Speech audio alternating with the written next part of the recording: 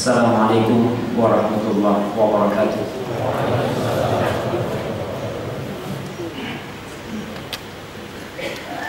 Innal hamdalillah nahmaduhu wa nasta'inuhu wa nastaghfiruh.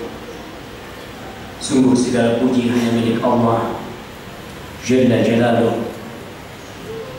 Kita sebagai hambanya senantiasa memuja, memuji, meminta pertolongan hanya kepada Allah dan memohon ampun atas segala dosa-dosa yang kita lakukan.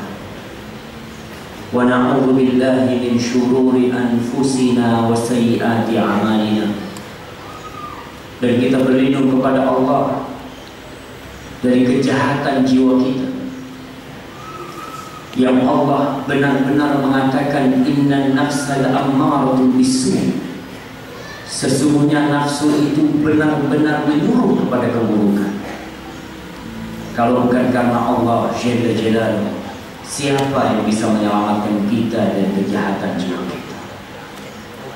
Dan kita berlindung kepada Allah dari dampak buruk dosa yang kita lakukan. Setiap hari, hampir setiap waktu, manusia terjebak dalam dosa.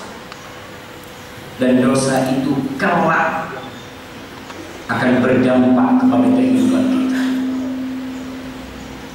Allah mengatakan, laisa bi amaniyikum wala amani ahlil kitab. Man ya'mal su'an yujzaz wala yajid lahu min dunillahi waliyyan wala nasira. Kata Allah, hal ini bukan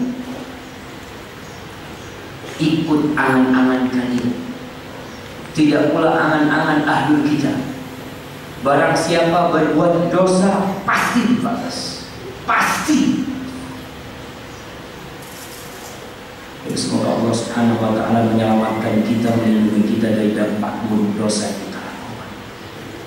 Wa asyhadu an la ilaha illallah wahdahu la syarika lah, wa asyhadu anna Muhammadan abduhu wa rasuluh sallallahu alaihi wa ala alihi wa ashabihi ajma'in. Dan saya bersaksi bahwa tiada yang berhak disembah kecuali Allah Jalla Jalaluh. Dia esa, tiada sekutu baginya. Semua yang kita lihat adalah milik.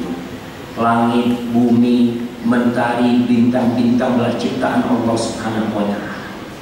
Dan saya bersaksi bahwa Allah telah mengutus Muhammad bin Abdullah sallallahu alaihi wasallam sebagai hamba utusannya. Dan konsekuensi kita yang mengaku sebagai umatnya Muhammad sallallahu alaihi wasallam, yang mengaku cinta kepada Rasul sallallahu alaihi wasallam, cinta itu bukan hanya ucapan di lidah, tapi cinta harus ada bukti dalam perbuatan kita. Konsekuensi seorang yang mengakui bahwa Muhammad bin Abdullah adalah Rasulullah ada 4 hal. Siapa yang menjawab? Antum di umatnya Rasul SAW. Apa konsekuensi kita tatkala mengikuti Rasulullah SAW? Jamaah. 2. Faham. Masya Allah. Ini yang pertama. Yang kedua, nah, barakallahu fiik. Faham. Yang pertama, membenarkan apa saja yang disampaikan oleh Rasul SAW. Semua.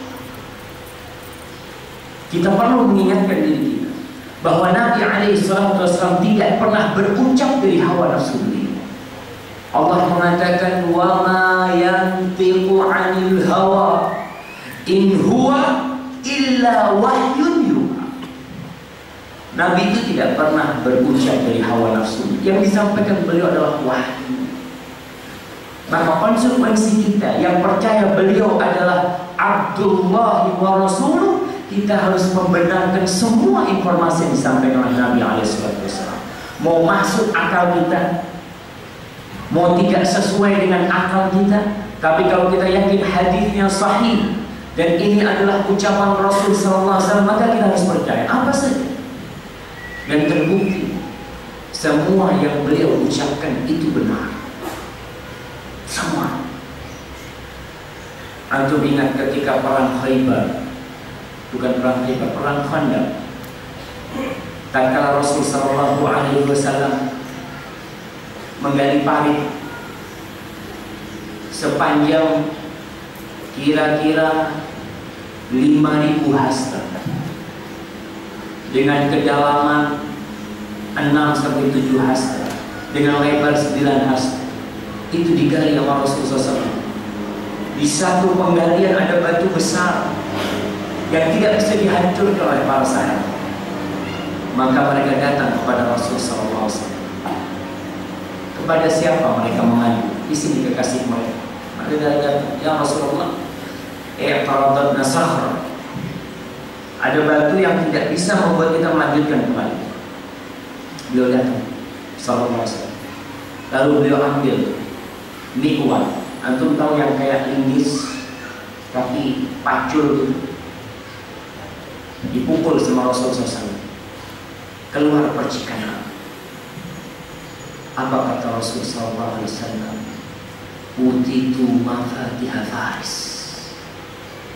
Diberikan kepadaku kunci-kunci perbendaharaan Persia.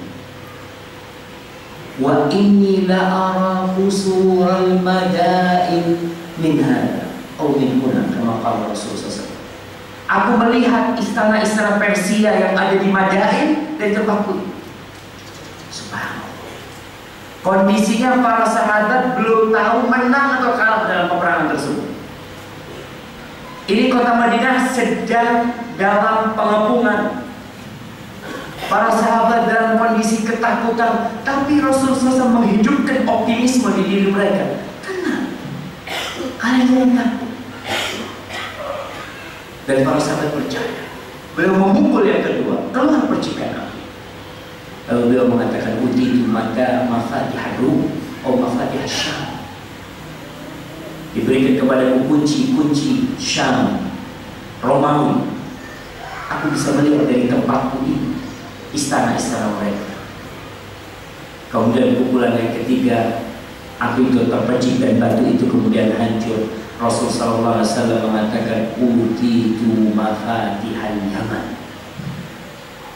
Diberikan kepada kunci-kunci perbendaharaan Yaman. Aku bisa melihat dari sini istana Son'a, kata Nabi SAW. Kita percaya. Orang-orang munafik tidak percaya. Mereka mengatakan, subhanallah, Muhammad sallallahu alaihi wasallam berbicara tentang Persia, berbicara tentang Romawi, berbicara tentang Yaman. Kita ini di Madinah belum tentu menang. Tapi para sahabat Nabi yakin dan percaya. Kenapa? Hada Abdullah wa Rasuluh. Dia adalah hamba dan utusan Allah Subhanahu wa ta'ala. Ketika kejadian Isra Mi'raj, kalau kita bicara akal manusia, sulit menerima. Dan orang-orang kafir pun sulit menerima. Ketika Nabi SAW menceritakan bahwa beliau baru saja datang dari Palestina, dari Al-Quds. Apa kata orang-orang Mekah? Muhammad ketika itu cerita sama Abu Jahal, kata Abu Jahal, benar nih omongan. Aku kalau kumpulkan orang-orang, kau akan ceritakan kepada mereka. Iya, kata Rasulullah SAW. Dipikir bohong sama Abu Jahal. Yuk aku kumpulkan. Maksudnya Abu Jahal ingin menghinakan Rasulullah SAW dengan omongan dia, berbicara sesuatu yang mustahil. Mereka tatkala orang-orang kumpul, Nabi SAW menceritakan hal itu. Apa kata orang-orang? Ajib, kita sebulan naik onta, engkau semalam udah balik ke sini. Mereka datang kepada Abu Bakar As-Siddiq radhiyallahu ta'ala anhu, ingin agar Abu Bakar mendustakan kekasihnya sallallahu alaihi wasallam. Kata Abu Bakar, kalau dia berkata pasti benar. Orang-orang Gimana kau katakan Mesir? Aku ini percaya dengan berita dari langit yang tiap hari turun. Apalagi cuma berangkat ke Palestina. Dan kita seorang mukmin harus percaya, yakin bahwa semua informasi yang disampaikan oleh Rasulullah SAW adalah benar. Akan turun Dajjal, akan datang Dajjal, iya kita percaya. Akan turun Nabi Isa AS, kita percaya. Akan ada Imam Mahdi, kita percaya. Akan ada Ya'juj dan Ma'juj, kita percaya. Kita percaya. Kenapa? Nahnu mu'minin. Dan sifat orang-orang yang beriman, yu'minuna bil ghaib. Dia beriman dengan Allah. Kita nggak pernah melihat malaikat, kita percaya. Nabi yang menceritakan dan Al-Quran yang mengatakan hal itu. Jadi konsekuensi yang pertama, kita membenarkan semua informasi. Jangan gampang-gampang menolak informasi dari Nabi SAW gara-gara tidak bisa dicerna oleh akal kita. Yang kedua, melaksanakan perintah. Apa saja perintah dari Rasulullah SAW, nggak perlu banyak mikir. Antum pernah melihat tentara mikir kalau disuruh sama komandan? Pernah melihat polisi disuruh sama komandannya? Sini. Apa yang dia katakan?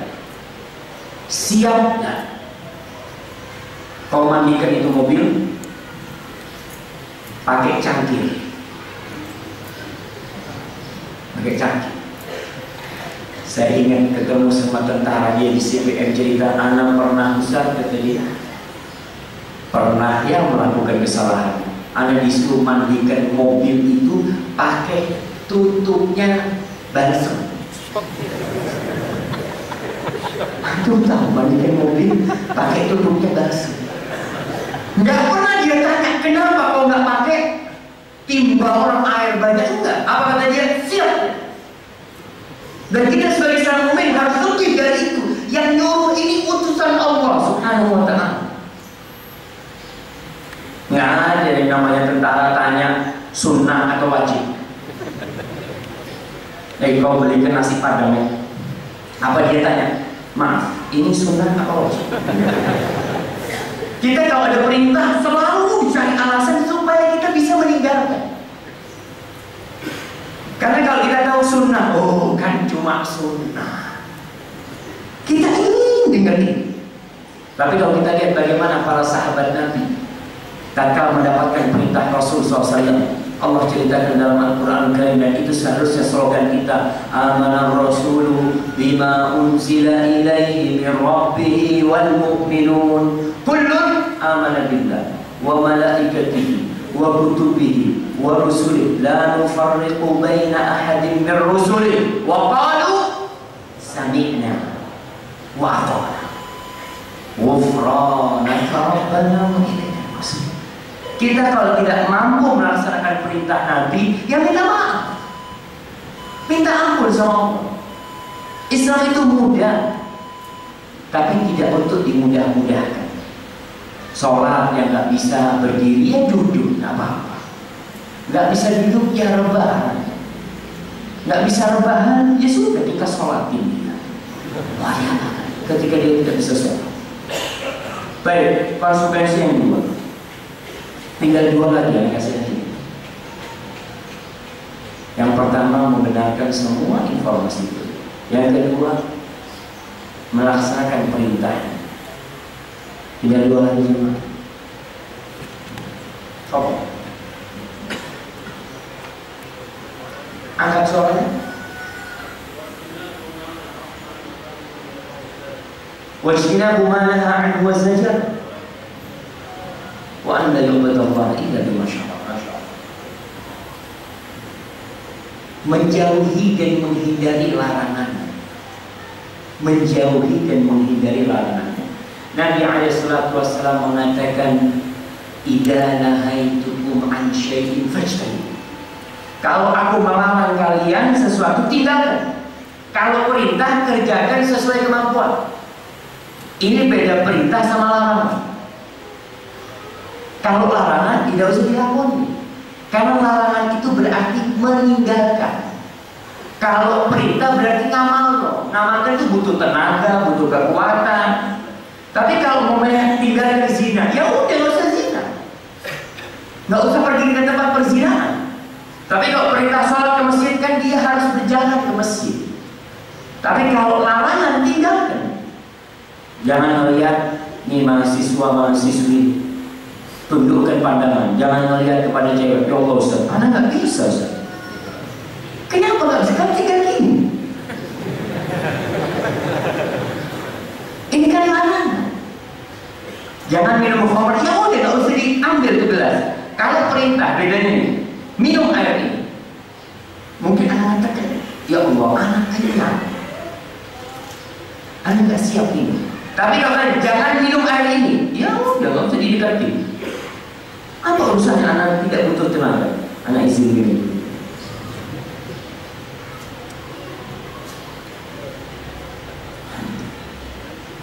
Jadi kalau ada larangan jangan didekati. Kemudian yang keempat, tidak boleh beribadah kecuali dengan syariat Nabi Muhammad SAW. Karena kita umat Muhammad SAW. Gak boleh kita beribadah pakai syariatnya Nabi Musa. Kok anak kayaknya cocok ya? Cocok kan? Baca itu sudah dihapus. Yang ditetapkan dalam Islam jadi syariat Islam. Dan kita tidak boleh beribadah dengan syaratnya karpe diri dengan orang. Ada orang sholat Allahu Akbar. Kenapa kok kayak gitu? Alhamdulillah, aneh itu lebih khusus. Itu ngomong apa ya Allah? Kok ini ngomong sama Nabi itu nggak kayak gitu. Ya Ustaz kan nggak melihat Nabi. Yang penting kan sholat, aqimus sholat kata Allah. Gayanya terserah kita. Itu perlu diluruskan yang seperti itu. Haji.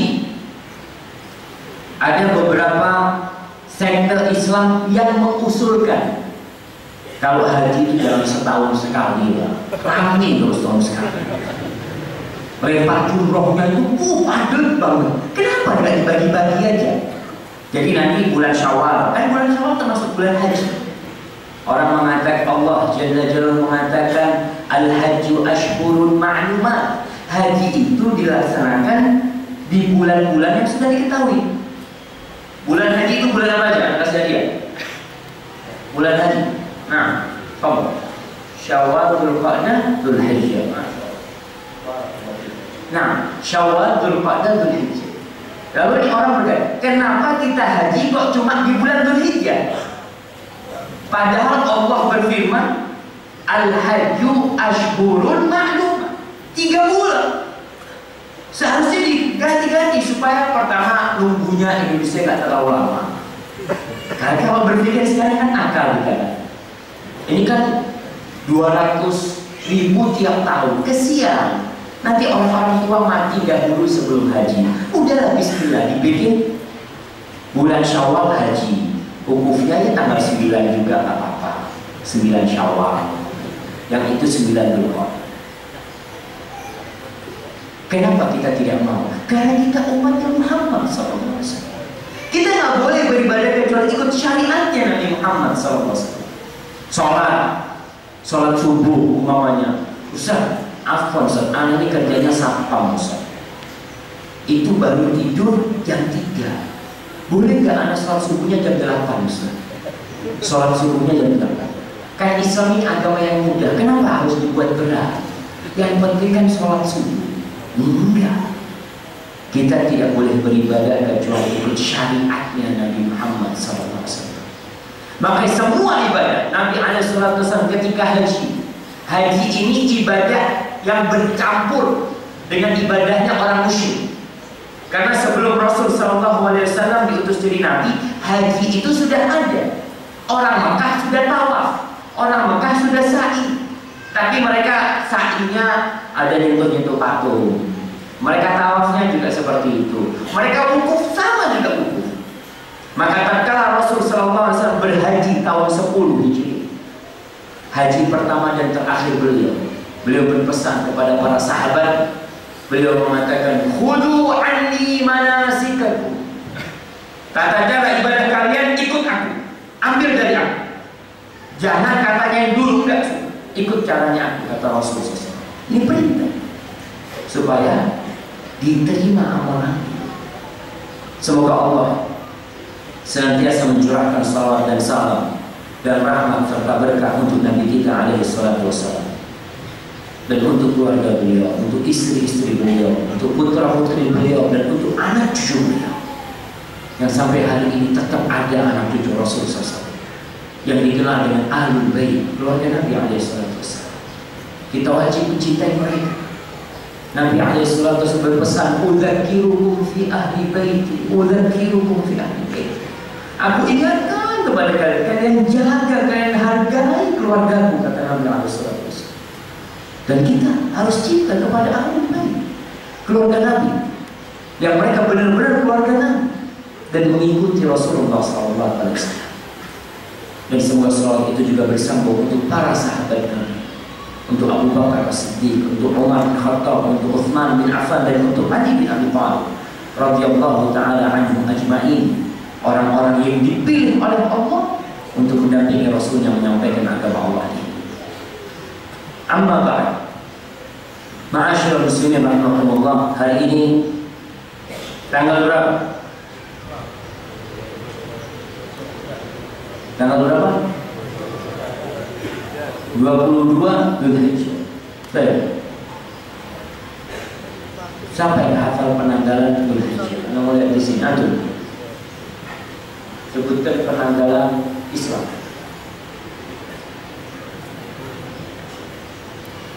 Antum Muslim.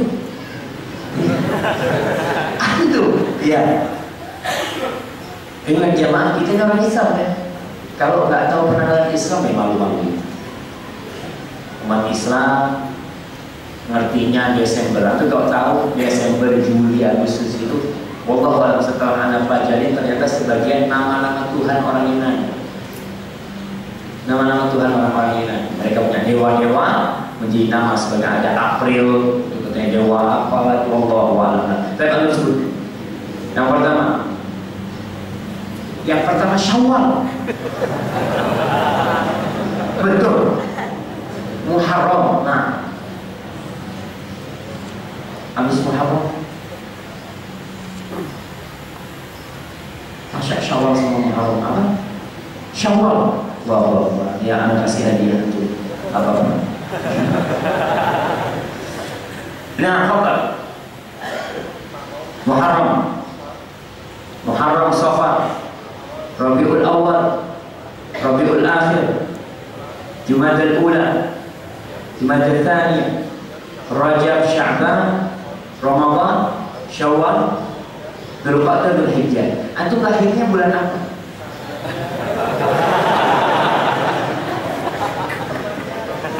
Gimana? Jangan tolong Pak, paling nggak kita tahu lahir kita bulan apa. Kalau nggak tahu tanggalnya. Ustaz, apa perlu kita tahu bulan lahir kita, tanggal lahir kita? Perlu kita tahu. Bukan untuk ulang tahun. Tapi tatkala kita umurnya 40 tahun itu ada amalan di situ yang perlu kita lakukan.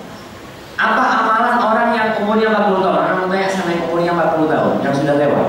Masya Allah, mana yang dekat Anda yang lewat 40 tahun? Masya Allah, anak-anak muda semua. Baik, yang sudah 40 tahun, apa amalan orang umur 40 tahun? Yang umur 40 tahun, yang muda-mudi jangan. Nanti kalau sudah umur 40 tahun nanti baca. Baik, yang umurnya 39 tahun, saat ini sudah mau masuk 40 tahun. Gak ada di masjid ini yang 39 tahun. Baik, berapa umur? 39, Masya Allah. Dapat di sini. Apa amalannya?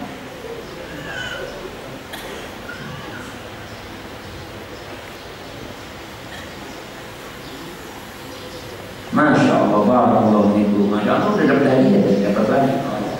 Nah, untuk doanya di surat Al-Ahqaf ayat 15 Allah mengatakan ini berkaitan dengan umur.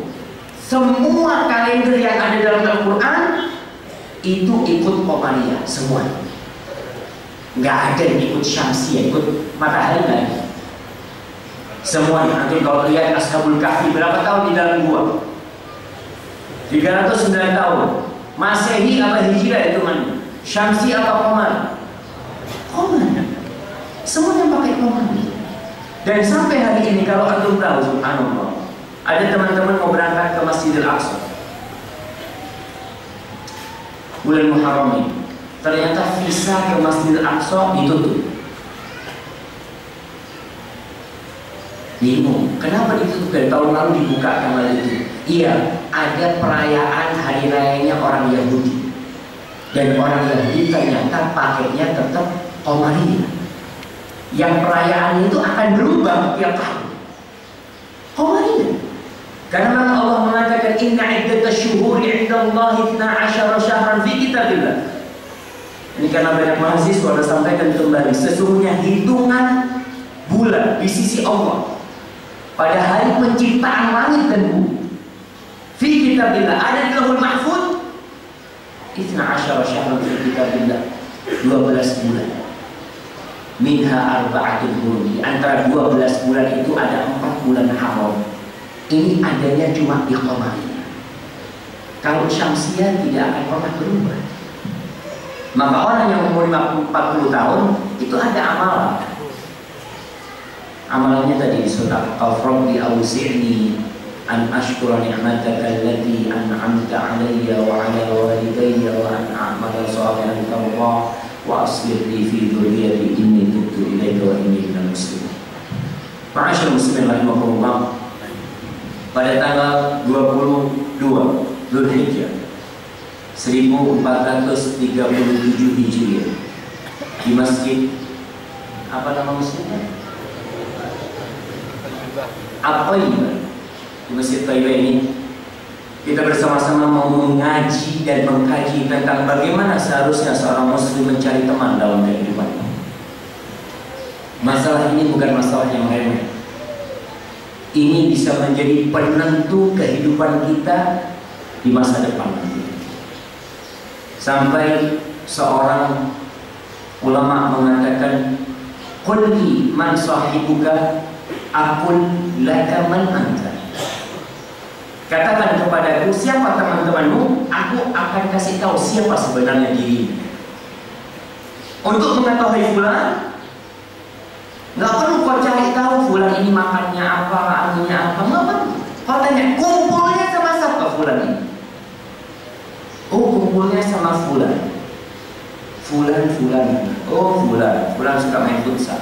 Nah, fulan, oh fulan ini minum. Oh fulan, oh biasa main biliar. Terus fulan gimana? Kumpulnya sama 3 orang. Satu suka main futsal, satu suka minum, satu suka main biliar. Ya sudah, nggak jauh dari itu. Kalau dia nggak suka futsal, yang tidak suka main biliar. Kalau nggak, ya suka minum. Sahabat dan teman dekat itu memiliki dampak yang sangat besar dalam kehidupan dunia dan akhirat. Kita tidak bisa memungkiri manusia itu makhluk sosial. Gak mungkin dia hidup sendirian. Dia akan bergaul. Dan ketika bergaul, mau tidak mau dia akan mempengaruhi dan dipengaruhi.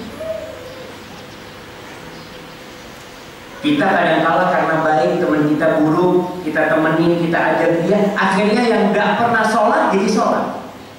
Awalnya gak pernah sholat, gara-gara dia berteman. Dan sebaliknya, ada yang awalnya sholat, gara-gara temannya nggak sholat, jadi tidak sholat. Kita di mana-mana akan berteman. Di kampus kita akan berteman. Di tempat kos-kosan kita punya teman. Di tempat kerja kita punya teman. Di kantor kita pilih teman. Di jalan, di kampung pun kita punya teman. Itu manusia. Cuma yang sedang kita bicarakan ini adalah bagaimana seharusnya kita memilih teman. Rasulullah SAW menegaskan dalam hadis yang diriwayatkan Imam Bukhari dan Muslim, al-arwah junudun mujannadah, ma ta'arafa minha talaf wa ma tanakara minha talaf. Kata Rasulullah SAW, ruh itu bagaikan pasukan yang bertumpuk. pasukan proton yang sudah dikumpulin, ini grupnya ini grupnya ini. Kalau mereka saling mengenal, ini ruh di alam arwah, katakan. Sebelum ruh itu dimasukkan, ruh ini sudah ada, kemudian ditiupkan. Ruh itu di alam arwah sudah dikumpulkan bersama kelompoknya masing-masing. Nanti ketika dimasukkan ke dalam jasad itu di dunia, kalau dia itu udah biasa kenal dulunya di alam ruh, dia akan bersama hidup di sini. Jiwanya itu sudah cocok. Tapi kalau umpamanya ternyata nggak pas, dia akan bertikai dan menjauh. Kita kadang-kala kita datang ke undangan, diundang walimah. Antum ketika mau duduk mesti cari yang hatinya pas. Di situ ada yang kumpul sana, kumpul sini. Antum pakai baju koko. Undangan mahasiswa. Masuk ke tempat undangan, oh di situ ada yang pakai tato sama celana pendek.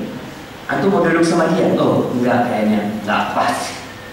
Antum akan mencari.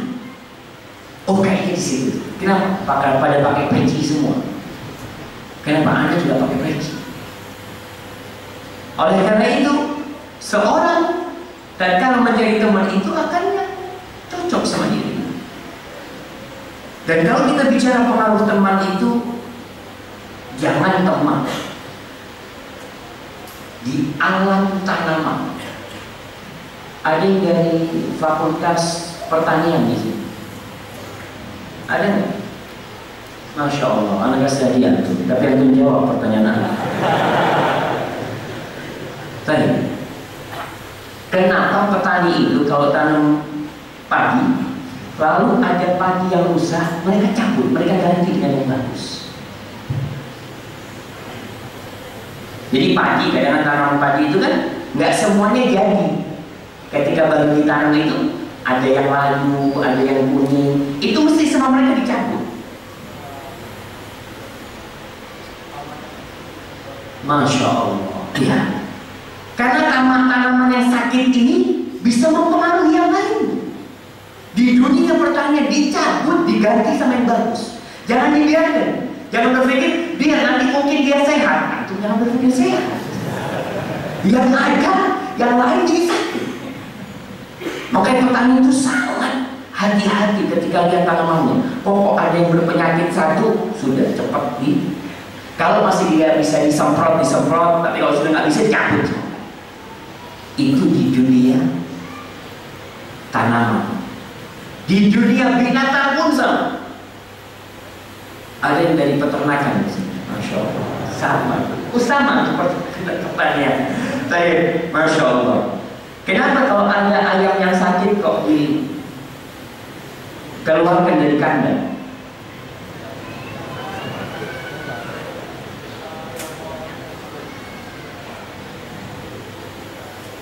Masya Allah. Tapi kalau bukan hewan koloni nggak apa-apa sakit.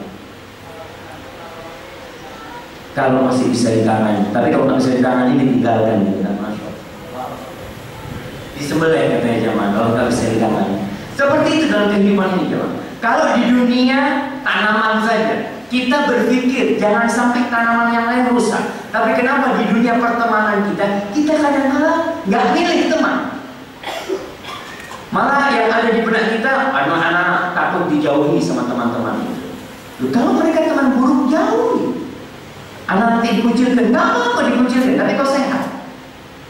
Daripada kau harus sakit seperti itu. Rasul Sallallahu Alaihi Wasallam memberikan permisalan yang ma'ruf sekali. Mathalu al-jalisis salih wal jalisis su' kamathali sahibil mis wakilil haddad. Permisalan teman yang baik dan teman yang buruk itu seperti hamil bis, orang yang bawa parfum, jualan minyak wangi. Dan teman buruk itu seperti alatnya tukang besi, pandai besi, tukang ulas tanah. Kalau kita lihat orang bikin pisau, bikin apa, itu ada alat yang untuk membuat apinya jadi semakin besar. Dan tatkala Digerakkan alat itu, mau nggak mau apinya semakin besar, keluar percikan-percikan api, percikan-percikan api, dan aromanya nggak nyaman.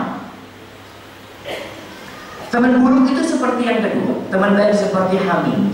Hamil di sini mesti ada baiknya. Kalau duduk sama teman baik pasti dapat kebaikan. Itu penjual minyak wangi. Paling tidak dia akan ngasih hadiah kepadamu. Antum kalau sering datang ke kiosnya minyak wangi, tiap hari datang ke sini, kan gak enak gitu temannya antum yang jualan. Masya Allah, ini datang terus. Paling antum dikasih temannya, contoh nih, kalau nggak dikasih satu botol, antum disuruh nyoba. Nih, coba. Antum kalau ketemu minyak wangi, walaupun nggak beli, disuruh nyoba. Dikasih. Kalau antum nggak beli, antum nggak dikasih, paling tidak antum masuk ke sana, mencium aroma yang Masya Allah, enak banget. Seperti teman yang baik. Fulan kadang-kala mau menikah, tanya, Pak Ustaz kenal sama Fulan? Iya. Dia minta anak-anak, Allah jangan diterima. Jangan diterima. Kenapa Pak Ustaz? Dia itu sholat ke masjid kok. Dia ikut kajian dia. Tapi teman-temannya itu tidak benar. Dia itu baik, tapi sholatnya nggak baik. Akhirnya mau tidak mau nama dia jadi jelek. Orang pada di kampung Fulan, aduh jangan Pak, jangan berteman sama Fulan. Dia dapat aroma buruk dari teman buruk. Tapi kalau teman baik, Masya Allah. Rasul Shallallahu Alaihi Wasallam menjelaskan teman buruk itu tadi seperti pandai besi tadi, bisa jadi terbakar kita gara-gara berteman dengannya. Atau kalau tidak, aroma kita jadi nggak nyaman. Dan ada dalam pelajaran benar-benar pengalaman ya. Ketika musim haji, kita ini datang ke tempat jemaah haji Indonesia, ngobrol sama mereka pagi dari kampung. Jemaah haji Indonesia terkenal. Sampai ada yang mengatakan, Ustaz, Madinah ini kalau selain musim haji berseri, kalau musim haji berasap, rokokan. Jadi ketika haji yang dibawa itu rokok. Kita mau nggak mau mahasiswa ya datang kepada mereka memberikan penyuluhan. Ya ini merokok, ini harus sambil ngopi. Selesai memberikan penyuluhan, ya udah kita pulang. Masuk ke liftnya, masuk ke lift, kebetulan ada teman yang masuk juga. Orang Aljazair itu nggak salah. Yang ngomong, Syafiq, tudahin. Syafiq, kau merokok kan di sini? Anak nggak ada yang dibawa rokok kan dia. Masya Allah. Gara-gara kita kumpul untuk merokok, mau nggak mau kena baunya. Antum lihat perokok itu, mesti bajunya ada yang bolong. Antum udah lihat, oh bulan merokok. Padahal itu kan sarungnya bolong-bolong. Emang seperti itu. Kalau tidak, aromanya yang tidak nyaman yang akan tercium. Begitu pula teman buruk. Jangan berkata, Ustaz, anak bisa jaga diri. Aman. Dulu anak punya teman lulusan pesantren, kelas 3 dia lulus, dia ke Surabaya, datang lagi. Dia bangga, anak ini alhamdulillah berdakwah maksudnya dia. Anak teman anak ini peminum-peminum, ya, mereka ngamen macam-macam, tapi anak tidak minum sama mereka. Anak bisa jaga diri. Anak ngomong hati-hati awakmu. Udah, anak sambil berdakwah. Dapat setahun kemudian, jadi minum, lulusan pesantren. Nggak ada jaminan, nggak ada jaminan. Kita disuruh pilih. Kenapa kau cari yang buruk? Cari yang baik. Kemudian Rasul Shallallahu Alaihi Wasallam dahulu di kota Mekah itu ada satu orang yang berteman dengan Nabi Alaihi Wasallam. Namanya Uqbah bin Abi Mu'ayyid. Dia sering kumpul sama Nabi Alaihi Wasallam. Dia punya teman. Ternyata salah satu gembongnya orang-orang musyrikin. Kalau nggak salah namanya Umayyah bin Khalaf. Umayyah mengatakan kepada Uqbah bin Mu'ayyid, Uqbah, kalau kau tetap berteman dengan Muhammad SAW, maka kau jangan hidup lagi sama aku. Dia punya dua pilihan. Yang satu teman buruk, yang satu teman baik. Dia tahu Rasulullah baik. Tapi karena dia ini kalau berteman sama Umayyah mungkin ya ada pesta, ada senang-senang, dia lebih milih untuk berteman dengan Umayyah. Apa yang terjadi? Mati dalam kondisi kafir. Dia mati dibunuh pulang dari perang Badar. Karena dia mati dalam kondisi kafir. Allah bercerita di surat Al-Furqan ayat 27-28. Apa kata Allah? Wa yawma ya'addu zalimu ala yadayhi. Pada hari tatkala orang yang zalim itu menggigit kedua tangannya. Orang kalau menyesal biasanya disebut gigit jari. Ya gigit jari karena menyesal. Pada hari kiamat bukan jari yang dia gigit. Allah mengatakan kedua tangannya dia gigit. Sampai sebagian ahli tafsir mengatakan dia makan tangannya terus karena menyesal. Apa yang dia sesalkan? Dia mengatakan yaqul ya laitani ittakhadtu ma'ar rasuli sabila. Andai kata aku ikut jalannya Rasul sallallahu alaihi wasallam. Ya wailata laitani lam attakhid fulanan khalila. Dia menyesal andai kata aku tidak berteman dengan fulan.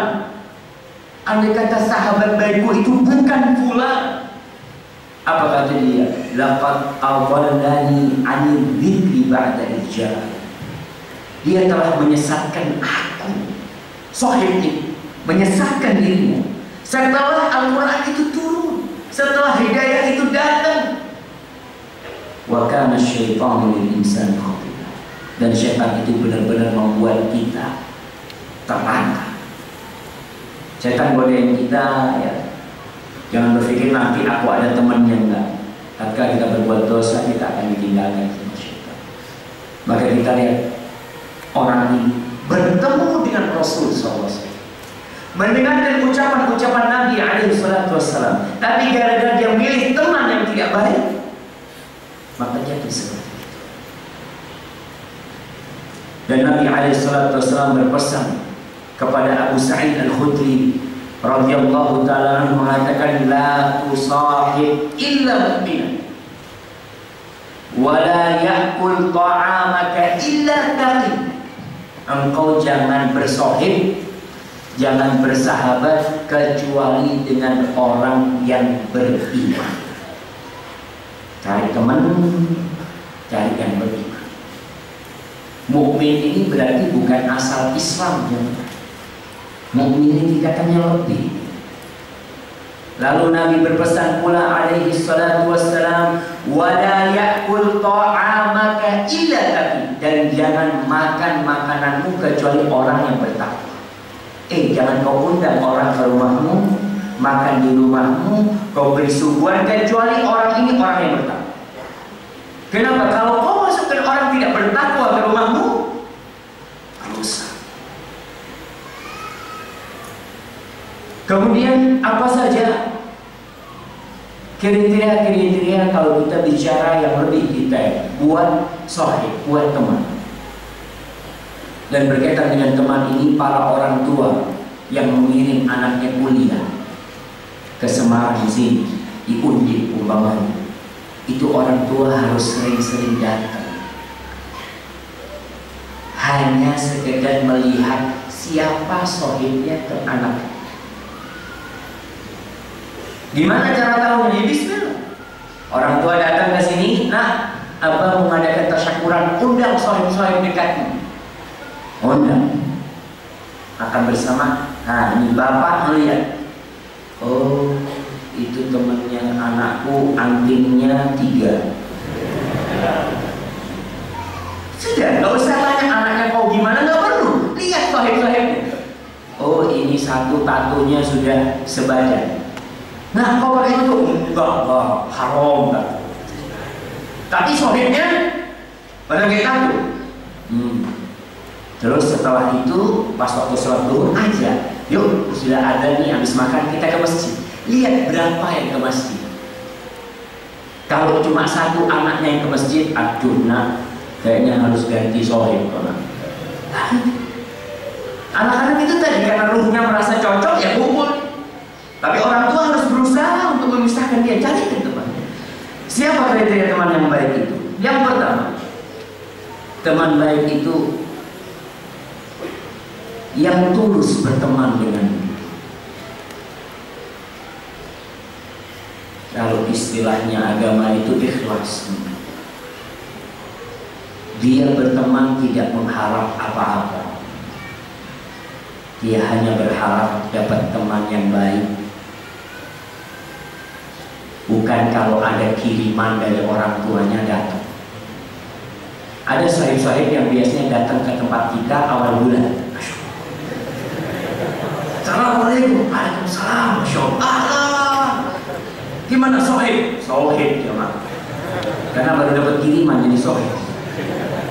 Tapi pertengahan bulan nggak datang tuh teman-teman kayak gitu. Oh, ini ada gula, ada semut.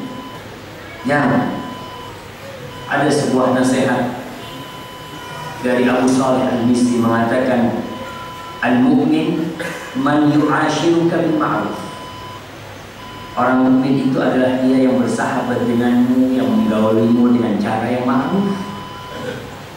Wa yadulluka ala salahi dinik. Dan dia menunjukkan kepadamu jalan-jalan yang mengantarkan kepada baiknya agamamu. Wa dunya, dan mengarahkan kepada kebaikan dalam urusan duniamu juga.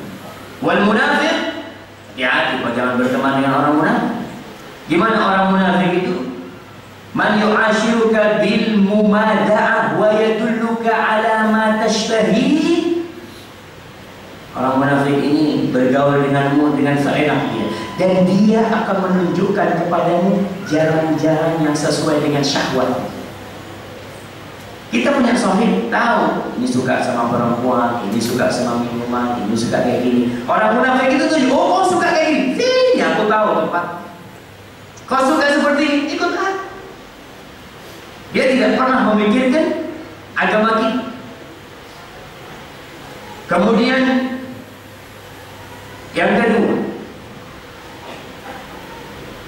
mencari teman yang tidak hasut, yang tidak iri. Mungkin dia tidak iri sama kita, tapi selalu ngomong tentang fulan dan fulan. Bahaya. Kita kalau punya teman suka ngomongin orang, berarti dia ngomongin kita juga. Cuma karena sekarang dia ngomongin orang, karena ada kita. Antum udah hati-hati kalau punya saya kayak gini, antum luruskan. Sudahlah, fulan ini katanya, nanti tahu fulan ini dapat dari mana motor? Mereka nggak tahu. Itu bapaknya korupsi. Masya Allah. Apa urusan sama bapaknya korupsi? Hasut. Nggak suka melihat orang lain sukses.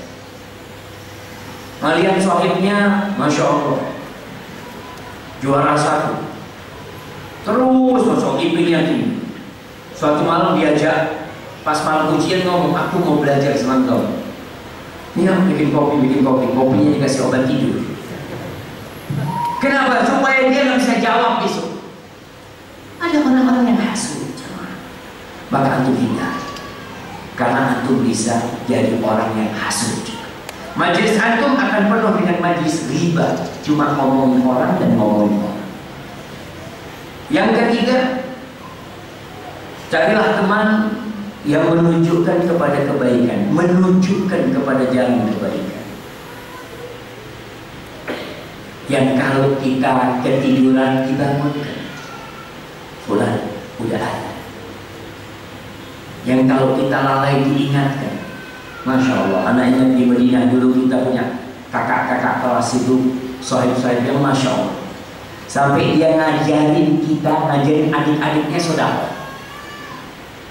Yang ngomong, kau itu setiap terima, kita kan dapat gaji itu, dapat uang santunan dari kampus. Setiap kau dapat santunan dari kampus, keluarkan 50.000 sedekah. Kita mahasiswa kan eman-eman menjadi Insya Allah.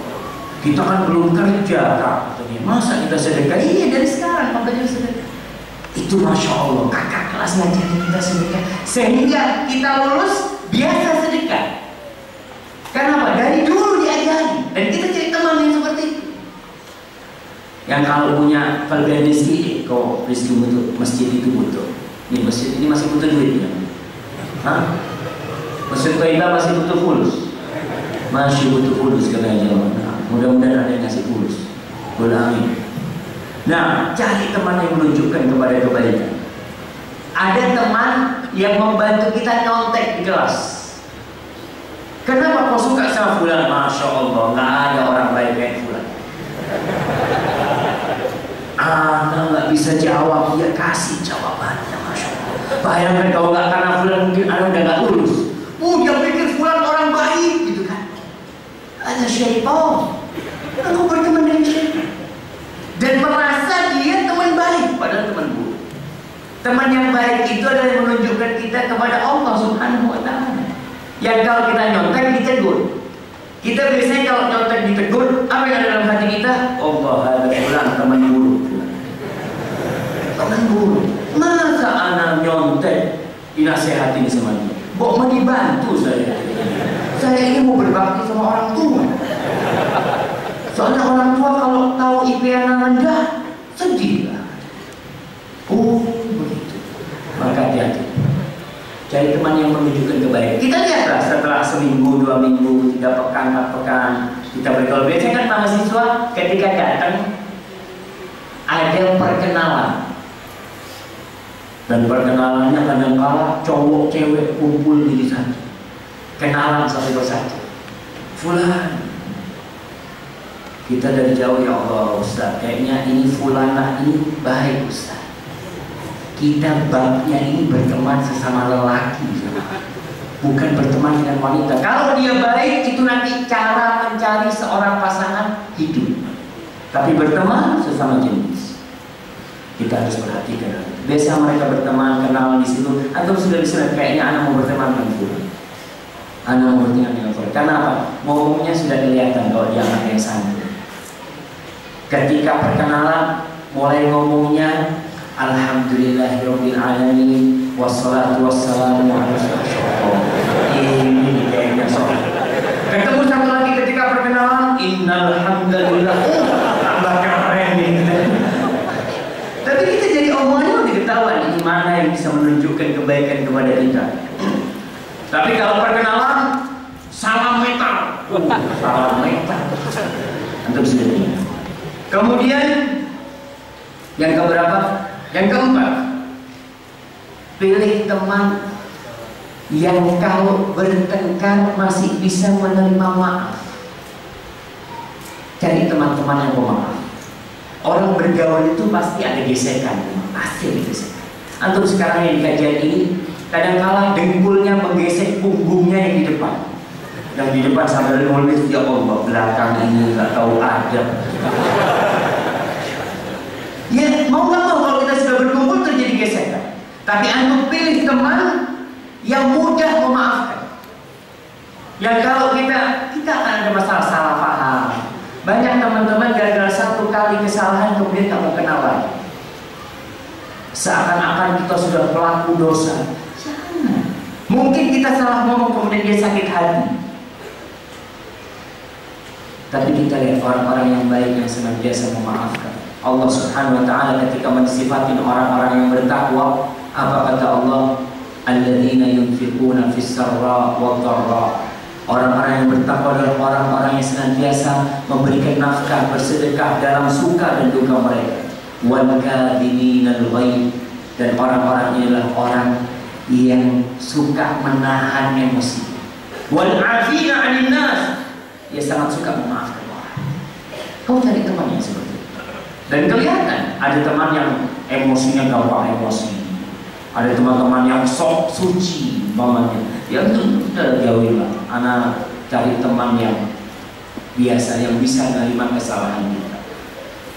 Kemudian cari teman yang tidak suka mencela orang lain. Rasul sallallahu alaihi wasallam ketika mensifati orang yang beriman, beliau mengatakan al-muslim man salimal muslimuna min lisanihi wa yadihi. Orang yang Islam benar itu adalah orang yang tidak menyakiti orang lain dengan tangan dan lisannya. Selamat orang lain dari lisan dan tangannya. Maka di sini kita cari teman-teman yang suka menutupi kejelekan orang lain dan suka membuka kebaikan orang lain. Rasul Shallallahu Alaihi Wasallam berlindung dari 5 hal. Beliau berdoa. Yang pertama, beliau berlindung min jari su', dari tetangga yang buruk. Yang kedua, dari istri, min zaujin tushayyibuni qabla al-mashi, dari istri yang membuat kita beruban sebelum waktunya. Ada antum lihat sohib baru kawin 3 minggu sudah ubannya. Masya Allah. Kenapa? Awalnya rambutnya hitam, ini kayaknya pasangan hidupnya yang bikin dia beruban. Nabi berlindung dari hal itu. Yang ketiga, beliau berlindung dari waladin yakunu alaihi rabban, dari anak yang menjadi penguasa buat orang tuanya, anak yang durhaka. Yang keempat, beliau berlindung wa min malin yakunu alaihi adaban, dari harta yang menjadi adab buat akal. Dan yang kelima, beliau berlindung dari wa min khalilin makir, ainuhu tarani wa qalbuhu yar'ani, in ra'a hasanatan dafanaha, idza ra'a hasanatan dafanaha, wa in ra'a sayyi'atan adha'a. Dan aku berlindung dari teman yang pandai bermakan, pandai berpura-pura. Hati-hati. Matanya ngeliatin kita terus, tapi hatinya menunggu-nunggu mencari kesalahan. Kalau kita berbuat baik, dia tutupi, padahal teman kita. Tapi kalau kita berbuat buruk, dia tebarkan. Na'udzubillah. Kita berlindung dari teman yang seperti itu. Kemudian carilah teman yang memberikan dukungan kepada kita, baik dukungan moral atau material, dia dukung kita. Karena kita tahu para sahabatnya, sahabat-sahabat Ansor, hubungan mereka dengan sahabat-sahabat Muhajirin, Masya Allah, sangat dekat sekali. Tapi kebaikan orang-orang Ansor ini membuat orang Muhajirin sampai nggak enak gitu. Terlalu baik mereka ini. Mereka pernah datang kepada Rasul Sallallahu Alaihi Wasallam. Orang-orang Muhajirin mengatakan, ya Rasulullah, wahai Rasul Sallallahu Alaihi Wasallam, ma ra'ayna mithla qaumin qadimna alaihim ahsana badlan min kathir wala ahsana muasatan fi qadim. Wahai Rasul SAW, kita tidak pernah melihat suatu kaum yang kita singgah di tempat mereka, kita kumpul di tempat mereka, yang mereka suka berbagi. Kalau mereka punya banyak, mereka bagi-bagi. Kalau mereka punya sedikit, mereka juga berusaha untuk berbagi dengan kita. Qad kafauna al-ma'un, mereka sudah mencukupi kita, kita nggak perlu capek-capek bekerja, dikasih hasil sama mereka. Wa asyraquna fil mahna, para sahabat Muhajirin pernah dikasih tanah sama orang-orang Ansor. Tapi kata Muhajirin, kita ini nggak tahu bagaimana cara bercocok tanam. Soalnya mereka berdagang orang-orang Mekah. Akhirnya solusinya gini aja, saudara, biar tanah itu kita yang garap, hasilnya buat kalian. Bagaimana sahabat Ansor mengatakan hal ini? Apa kata sahabat-sahabat Muhajirin? Faqad khashina ayyadhabu bil ajr. Kita takut ya Rasulullah SAW, semua pahala diboyong sama mereka, diboyong sama orang-orang Ansor. Itu ketakutan para sahabat. Lalu apa kata Rasulullah SAW? Kalian enggak akan diboyong oleh mereka semua pahala kalian. Kapan? Ma'asnaitum alaihim bihi wa da'utumullah azza wa jalla. Selama kalian memuji mereka, menyebut kebaikan orang-orang Ansor, berdoa buat mereka, aman insyaallah.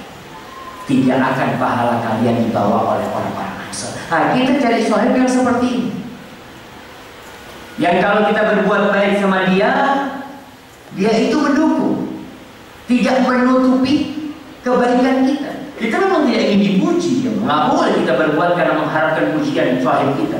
Tapi ada orang-orang yang kelihatan, ya orang Masya Allah, dia datang ke kita, ada orang ngobrol, fulan Masya Allah, alhamdulillah, anak tadi ditraktir sama fulan. Ini pertanda dia ini orang baik, karena dia menyebutkan kebaikan orang di depan sahih, walaupun tidak di depan orang yang berbuat baik. Kemudian carilah teman yang suka berkunjung. Suka berkunjung bukan kalau ada maunya. Kita ada sahih yang Masya Allah datang ke rumah kita, Assalamualaikum, waalaikumsalam. Fulan ada. Kenapa? Aku ingin ketemu dia. Fulan apa? Kapan lama nggak ramah? Sudah 5 menit, 7 menit. Zakat aku bilang, cuma untuk ikut dia. Aku cuma ingin lihat kau. Aku kangen. Nih cari saja. Bukan kalau mau mutar baru datang. Datang selama 2 bulan, Masya Allah. 2 bulan tak ketemu, iya tadi. Dia itu anak mau pinjam fulus. Kalau ada perlunya baru datang. Rasul SAW menceritakan dalam hadis riwayat Imam Muslim, anna rajulan zara akhan lahu fi qaryatin ukhra, fa arsadallahu lahu ala madrajatihi malak. Ada seorang ini mau berziarah ke rumah sahibnya, saudaranya sesama muslim yang ada di kampung lain. Maka Allah Jalla Jalaluhu mengirim malaikat di jalan orang ini. Ketika orang ini lewat ke malaikat, ini malaikat dalam wujud manusia, ditanya sama orang ini, "Aina turid? Kau mau kemana?" Qala uridu akhan li fi hadhihi qaryah. Aku mau ziarah. Ingat jemaah, bab ziarah beda sama bab silaturahim. Bab ziarah beda dengan bab silaturahim. Silaturahim itu menyambung rahim, yang artinya yang ada hubungan kerabat sama kita.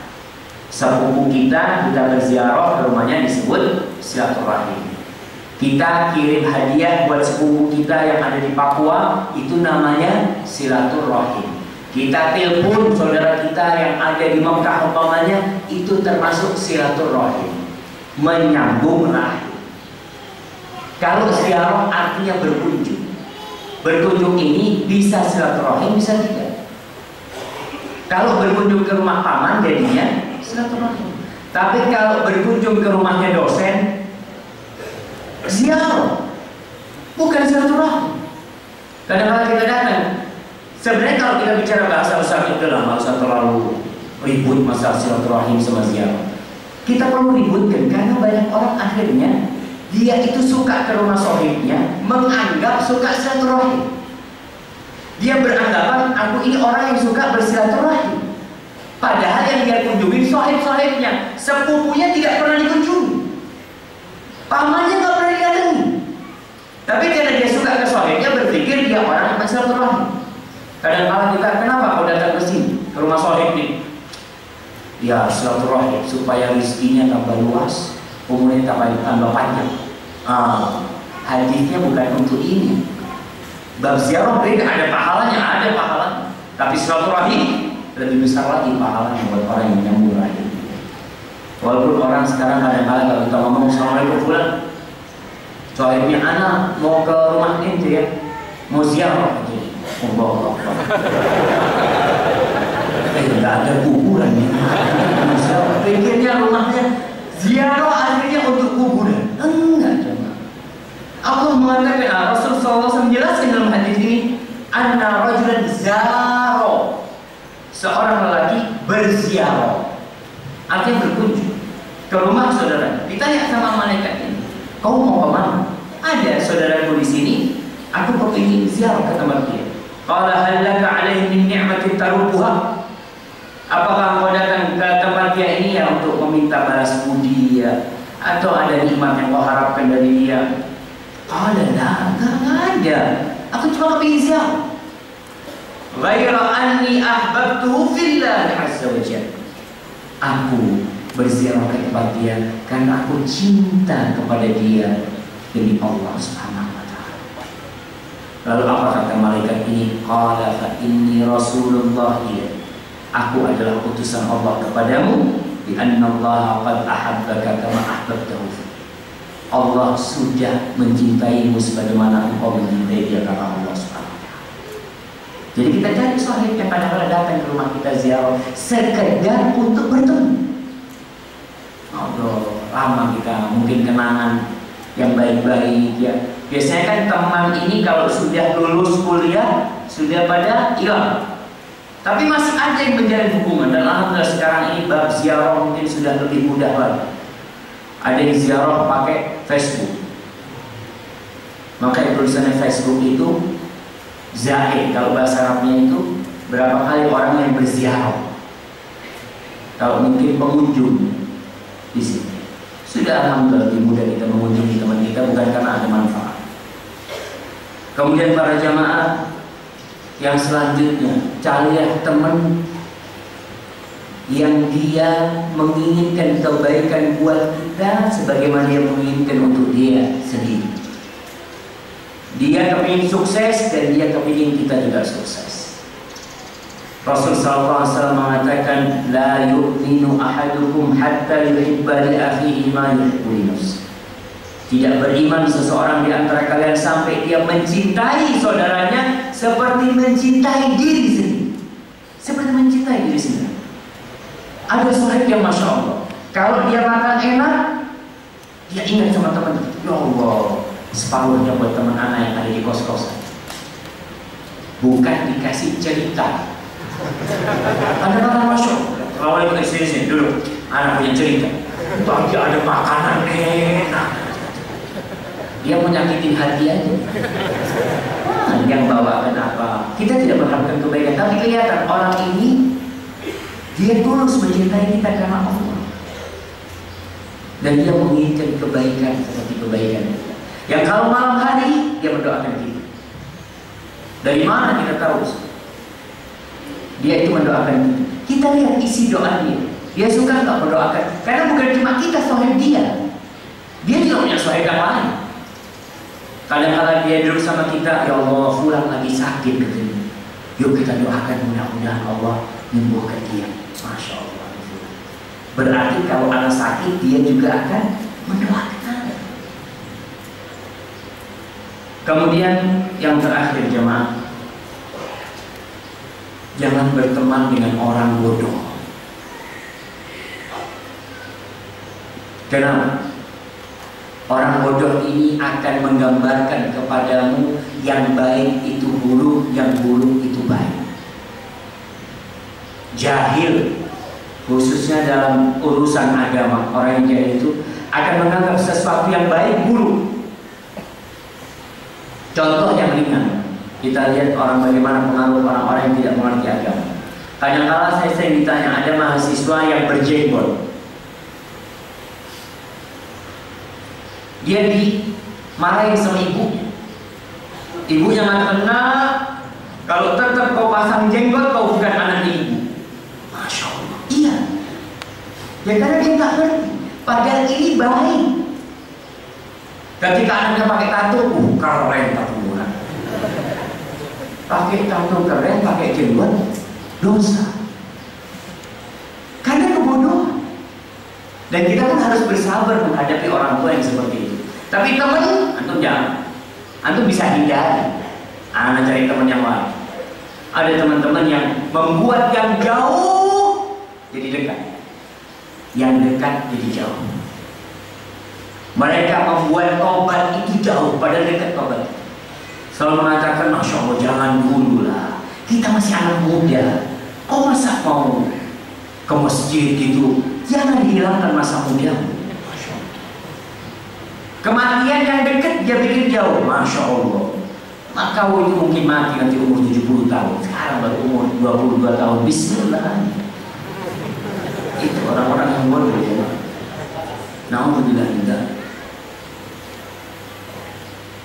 Dan yang terakhir, jangan berteman dengan orang yang kena narkoba.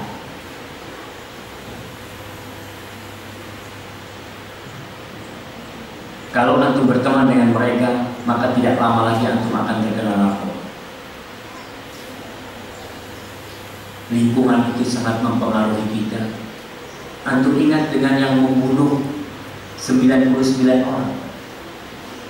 Antum bisa bayangkan, dia nggak tobat-tobat. Sampai kalau sekarang mungkin membunuhnya itu pembunuhan massal, bom mati 1000 orang. Tapi dia bunuhnya satu-satu itu sampai 99. Orang sudah nggak benar orang ini.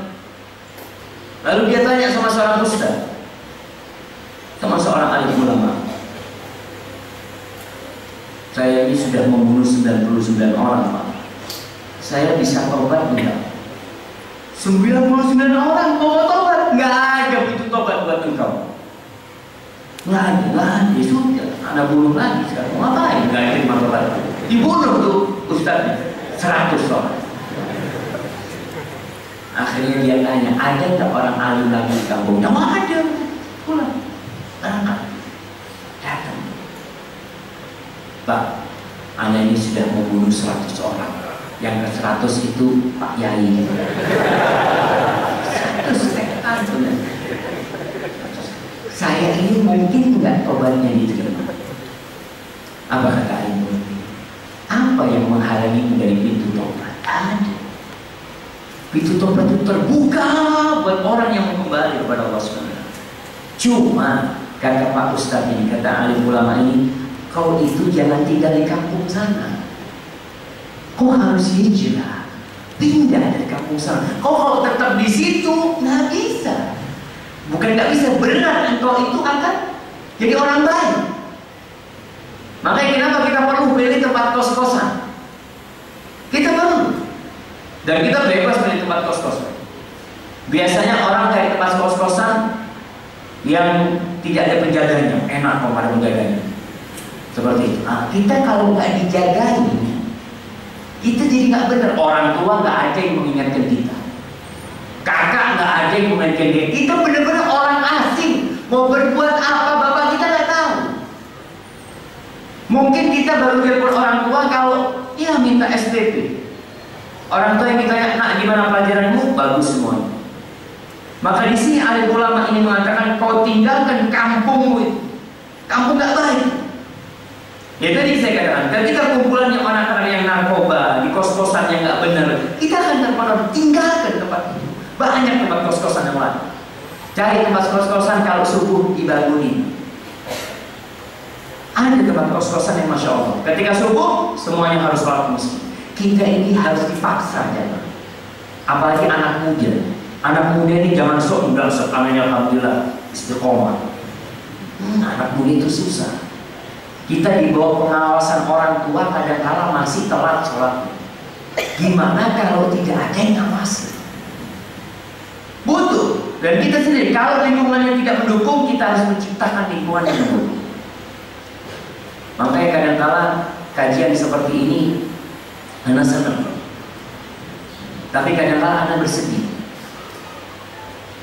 Apa senangnya Ana? Ya alhamdulillah banyak orang-orang baik. Biasanya yang datang kajian kayak gini orang yang sudah baik. Kita itu ingin ngasih kajian ke mereka yang belum tersentuh. Orang kalau sudah mau ke masjid, insya Allah sudah orang baik. Tapi ada orang-orang, ada mahasiswa-mahasiswa yang tidak pernah melangkahkan kaki di rumah Allah SWT. Kapan mereka akan dapat dakwah? Maka kadang-kadang para ustaz juga ngomong, kapan kita bisa mendakwai mereka? Datang ke tempat mereka. Ya mudah-mudahan mahasiswa-mahasiswa yang ada di UNIF bisa membuat momen untuk mereka, supaya itu termasuk kecintaan kita kepada saudara kita. Kita baik tidak ingin sendirinya. Kita mungkin bagaimana teman-teman kita jadi baik juga. Kita ingin negeri kita ini jadi negeri yang aman, makmur dan sentosa. Semuanya mahasiswa katanya tonggak sebuah negeri. Kalau mahasiswanya narkoba, kalau mahasiswanya berzina, kalau mahasiswanya mencuri, kalau mahasiswa tidak sholat, jadi apa masa depan negeri kita? Mereka. Dan terbukti kita melihat sekarang yang namanya penjara KPK itu isinya siapa? Alumnus perguruan tinggi. Antum kalau lihat yang ada di penjara KPK, ada lulusan UI di sini. Wah, lulusan UI banyak. Yang profesor, doktor ada di situ. Kenapa? Ya karena lingkungannya hanya sekedar ngisi otak dengan ilmu pengetahuan. Tidak ada pembinaan karakter, tidak ada pembinaan akhlak, pembinaan ruh. Itu nggak ada. Bahkan disingkirkan. pelajaran agama anak tanya yang diundi. Semester berapa ada pelajaran agama? Semester 1. Berapa jam? 1,5. 2 jam, 2 mata pelajaran, 2. Iya.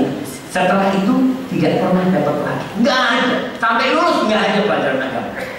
Nggak ada pelajaran bagaimana sholat yang benar. Nggak ada pelajaran, oh ini nggak boleh nih. Ini sunnahnya. Kau muslim kan? Muslim. Maka kalau mahasiswa tidak mendapatkan itu di bangku perkuliahan, dia harus cari di tempat lain. Berusaha mencari sendiri. Nggak ada yang muslim. Ada yang Abdullah, ada yang hambanya Allah Subhanahu wa ta'ala.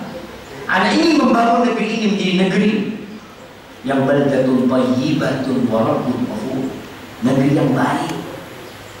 Negeri yang diridhai Allah Subhanahu wa ta'ala dan diampuni oleh Allah Subhanahu wa ta'ala. Tentunya dengan mahasiswa-mahasiswa yang mengenal Allah Subhanahu wa ta'ala.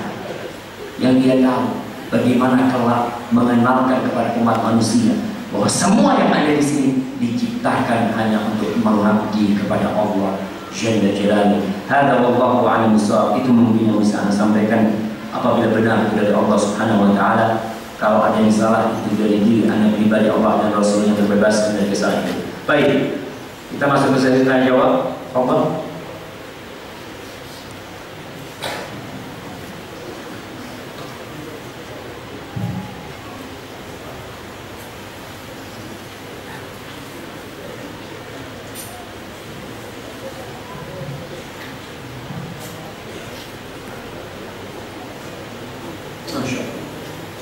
Ini udah dibaca apa tidak?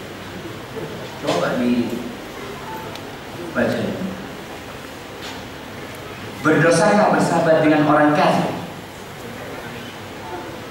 Rasul sallallahu alaihi wasallam tadi memberikan nasihat. La tusahib illa mu'minan. Jangan bersahabat kecuali dengan orang yang beriman. Kita kalau sahabat ya, kalau kita punya kenalan non muslim, ya karena dia satu kampus, teman kita, nggak masalah, tapi jangan dekat. Lama kelamaan, tatkala kita melihat perbuatan kekufuran dia, kita jadi biasa. Tidak ada yang awalnya kita benci, kita malah bisa jadi cinta sama dia. Itu yang ditakutkan. Kalau berdagang, bergaul sama orang non muslim, nggak masalah. Di kota Madinah, Rasul sallallahu alaihi wasallam meninggal dunia, bayangkan. Meninggal dunia sallallahu alaihi wasallam, baju besinya itu digadaikan kepada orang Yahudi. Yahudi bukan Nasrani. Yang sudah Allah sebutkan kebencian mereka kepada Islam. Tapi dalam bergaul nggak masalah. Tapi untuk jadi teman dekat jangan. Dia tidak akan mengingatkan kita untuk sholat, karena tidak ada sholat dalam agama dia. Mungkin dia menghargai kita untuk sholat, iya ada. Ada orang-orang Nasoro, ya kalau kita ke rumah dia, ini kayaknya waktu sholat kalian mau sholat ya, ya cari tempat mungkin seperti itu, mungkin. Tapi menyuruh kita, ada hal-hal yang haram buat kita, halal buat mereka, sehingga kita mau tidak mau terpengaruh. Kalau teman ya teman biasa aja di kampus, selesai. Kecuali tadi kita ada maksud untuk berdakwah. Karena muslim itu mewarnai dan tidak diwarnai. Kalau aku berteman dengan dia, dan saat anak berteman dengan non muslim ini, anak harap bisa memberikan hidayah kepada dia. Dia orangnya baik.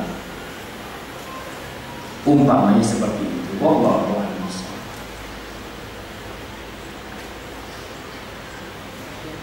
Ustaz, apa yang harus saya lakukan apabila lingkungan orang tua saya di kampung, insya Allah, kalau saya tidak akan kami.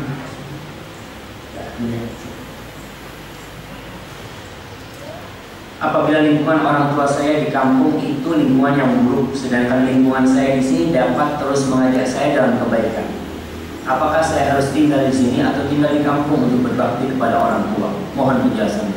Subhanallah. Iya. Ini anak mungkin di sini dia mengenal kebaikan. Dia kenal bagaimana ajaran-ajaran Rasulullah SAW yang mungkin dulu sholat nggak tepat waktu, Dia ketika di sini jadi tepat waktu, dia punya teman-teman yang baik. Bagaimana dia?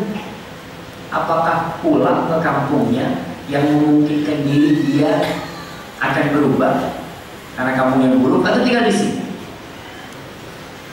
Yang pertama, dia harus punya niat menyampaikan agama Allah Subhanahu wa taala. Dia belajar di sini. Dia pulang kampung untuk berdakwah. Iya. Dakwah yang pertama untuk orang tuanya. Kalau kau tinggal di sini, sampai kapan orang tuamu akan seperti itu? Kebaktian anak terbesar untuk orang tuanya adalah tatkala dia bisa mengantarkan hidayah kepada kedua orang tua. Pelan-pelan. Kalau lingkungannya tidak mendukung, berusaha. Kita berusaha terus dan terakhir kita udah nggak bisa lagi, baru hijrah. Karena hijrah dari negeri kafir ke negeri Islam itu wajib. Apabila tidak bisa menegakkan agama Allah di tempat itu. Dan hijrah dari tempat kefasikan ke tempat yang baik itu disunnahkan oleh para ulama. Maka kau tetap kau pulang kampung berbakti kepada orang tuamu sambil berusaha untuk mewakili. Barakallahu fiik. Anda bekerja dan mendapatkan fasilitas mes. Di mes kebetulan Anda satu kamar dengan non-muslim. Boleh nggak ngomong kebetulan, jemaah? Boleh nggak ngomong kebetulan? Anak izin ini.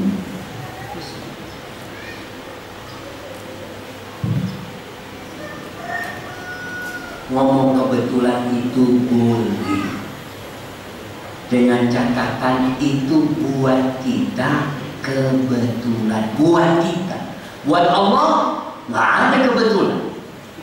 Buat kitanya itu kebetulan memang. Apa artinya kebetulan? Kita nggak merencanakan.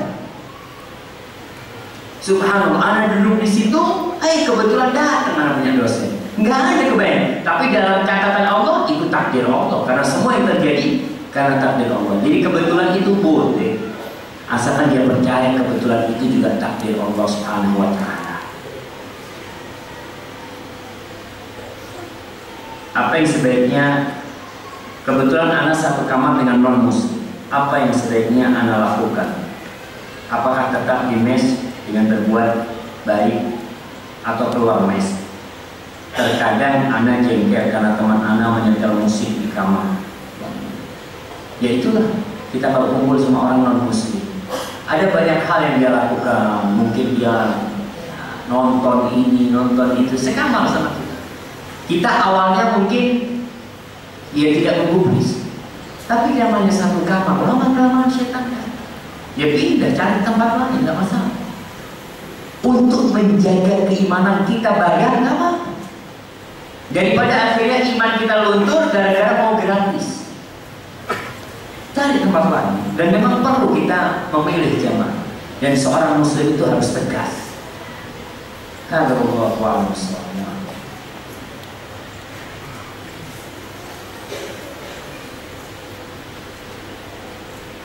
Boleh tidak masuk dalam grup WA dalam rangka untuk memberikan nasihat? Hal ini karena para anggota men-share hadis-hadis dhaif atau berita lainnya yang tidak bermanfaat. Boleh, asalkan kita bisa jaga diri. Artinya kita memiliki basic ilmu yang mudah-mudahan kita bisa meluruskan yang ada. Faqih syai' la yu'ti. Orang yang tidak memiliki ilmu, bagaimana dia akan memberi ilmu kepada orang? Malah dia yang terpengaruh nanti. Kemudian hati-hati teman-teman juga ketika masuk ke grup-grup yang di situ ada debat-debat yang macam-macam. Ada syubhat-syubhat, debat masalah itu. Engkau kalau nggak punya basic ilmu yang kuat, terpengaruh nanti. Tinggal jangan sok. Allah insya Allah kuat. Berapa banyak orang yang subhanallah, yang dia itu tidak suka dengan liberal. Ketika membaca tulisan-tulisan orang liberal, loh kok kayaknya masuk akal. Jadi, Anda masih ingat ada seorang ustadz di pesantren dulu. Dia sudah gak sholat. Waktu itu dia sekolah di salah satu perguruan tinggi Islam. Dapat berapa bulan udah gak sholat. Kenapa? Padahal dia ustadz, tulisan pesantren. Gurunya mengajarkan kepada dia, aqimis sholat dan dzikir. Allah mengatakan dirikan sholat untuk mengingat. Kalau saya sudah ingat Allah, buat apa sholat? Yang penting itu kan tujuan. Sholat ini hanya sarana. Kalau sudah anak ingat sama Allah, anak nggak perlu sholat. Itu pada arti agama. Bagaimana dengan yang basicnya malah nol? Maka kita perlu hati-hati masuk ke grup macamnya, grup WA atau di Facebook macam-macam, hati-hati. Aduh, Allah misal. Ustaz, saya punya sahabat. Sahabat saya itu rajin beribadah, namun terkadang dia berbicara sendiri.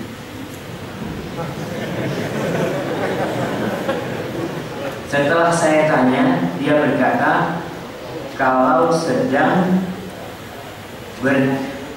berbicara dengan jin. Apakah benar orang yang dapat melihat berkata dengan jin adalah termasuk golongannya? Apa yang dapat saya lakukan? Terima kasih. Jin itu ada, dan kita percaya jin itu ada. Rasulullah SAW pernah berbicara dengan jin. Pernah Nabi SAW baca di surat Al-Jin ketika kumpulan jin datang menjumpai Rasul SAW, lalu Nabi mendakwah dia dan mereka masuk Islam. Cuma hati-hati, jin ini kita nggak tahu dia jujur apa bohong. Pura-pura dia mau berbuat baik sama kita, tapi malah dia nanti minta banyak permintaan sama kita, minta ini, minta itu. Saya punya teman di Probolinggo, dia cerita, sohibnya itu punya jin. Kalau dia mau minta kelapa muda, degan, dia tinggal minta, turun di depan. Ternyata jinnya ini cewek. Suatu hari jinnya minta dikawin sama dia. Hati-hati, mau berhubungan dengan makhluk yang tidak jelas ini, hati-hati, takut kita akhirnya diperbudak dengan jin. Karena manusia ada perbudakan sama jin, dia membantu jin, jin membantu dia, saling menguntungkan, itu ada. Maka dikasih nasihat kalau bisa hati-hati ngobrol sama jin. Biasanya jin itu juga masuk ke tubuh kita. Ada seorang ustaz ngomong, bisa jadi orang yang melihat jin itu di matanya ada jin yang membantu untuk melihat jin. Tidak semua tentu. Ada beberapa kerabat saya, subhanallah, kesian dia. Dia itu kadang-kadang mau duduk nggak jadi. Kalau mau kenapa kata dia? Ada yang duduk di sini. Kita jadi takut ya, man. Allah.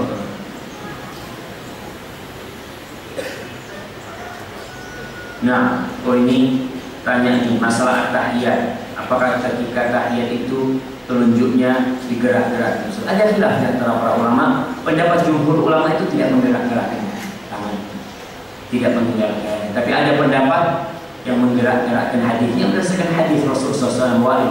Ya. Jadi ini termasuk khilaf yang ada ruang untuk beda pendapat. Tidak perlu yang menggerak-gerakkan menyalahkan yang tidak menggerakkan. Masya Allah. Ada dulu ustaz kita di pondok itu, dia sholat menggerak-gerakkan tangan, sama sohibnya dipegang, bergerak, batal sholat menggerak-gerakkan. Nah, ini karena orang nggak ngerti itu jemaah.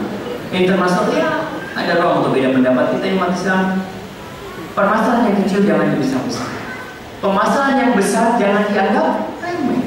Kita harus bijak dalam mensikapi berbagai permasalahan. Ada wallahu a'lam.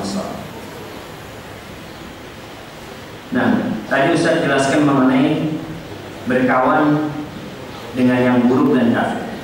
Yang Ustaz maksud teman atau sahabat. Jadi tauhid ini ada kedekatan. Kalau sekedar kenalan, ya nggak ada masalah. Kita ketemu di kampus selesai. Itu mungkin tidak sampai di tauhid sama kita. Jadi sahabat yang kedekatan itu nggak ada masalah. Dia katakan saya punya teman kafir dan tidak bertakwa, tapi bersahabat dengan mukmin, mohon dijelaskan. Terima kasih. Nah, nggak ada masalah sekedar kita memang ada urusan sama orang kafir ini, urusan bisnis atau karena dia kelas, dia sebagai ketua kelas, dia sebagai apa, kita ada urusan, tapi tidak menjadikan dia sebagai sahabat, ya, teman dekat. Allahu. Iya, Rasul sallallahu alaihi wasallam bersabda, "Al-mar'u 'ala dini khalil. Falyanzur ahadukum man yukhal." Orang itu tergantung teman dekat. Teman dekatnya. Khalil ini memang sudah dekat. Beda sama sohib. Khalil itu yang percintaannya sudah masuk ke dalam hati. Maka lihatlah kalian bersama siapa kalian bersahabat. Itu sabda Rasul SAW. Kita, agama kita tergantung teman kita, teman dekat ya tentunya. Tapi kalau sudah teman ketemu terus pergi di kantor, karena sekantor mau nggak mau kita berteman. Tapi tidak sampai kita ajak ke rumah makan bareng, enggak. Insya Allah ada masalah. Tapi tetap kita berhati-hati. Wallahu a'lam bishawab.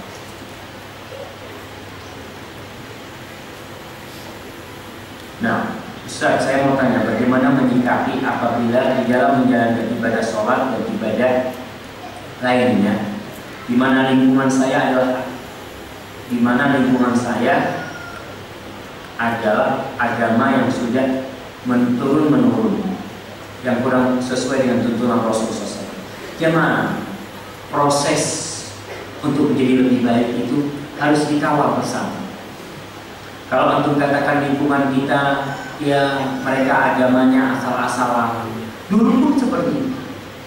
Anda selalu ingat di tahun 80-an, ya anak waktu SD waktu itu, jarang atau bahkan tidak ada perempuan yang berkerudung. Pakai jilbab kan? Kalau membaca sejarah revolusi jilbab, ada yang nulis sejarah revolusi jilbab.